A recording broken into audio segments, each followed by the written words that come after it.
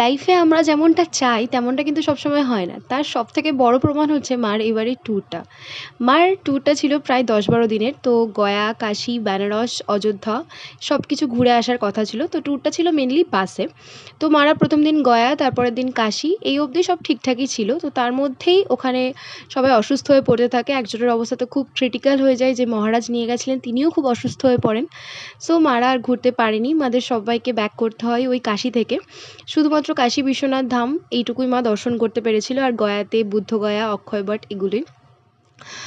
তো মা যাওয়ার পর একদিনকে ছোটো মা দুপুরবেলা অনেক কিছু রান্না করেছিল। তার মধ্যে ছিল শাহী পনির, যেহেতু ছোটকা নিরামিষ খায় তাই ওটা ছোটকার জন্য স্পেশালি ছিল। আর ছিল ৫ রকমের ভাজা, ফ্রাইড রাইস, পাবদা মাছের কাঁচা ভাপা, চিলি চিকেন, কাতলা মাছের কালিয়া, চাটনি, পাঁপড়। যেহেতু রান্না করতে করতে অনেক দেরি হয়ে গেছিলো, তো ভালোভাবে সাজিয়ে গুছিয়ে ভিডিও নিতে পারিনি, তাই ভাবছিলাম খেতে বসে তোমাদের সাথে শেয়ার করি।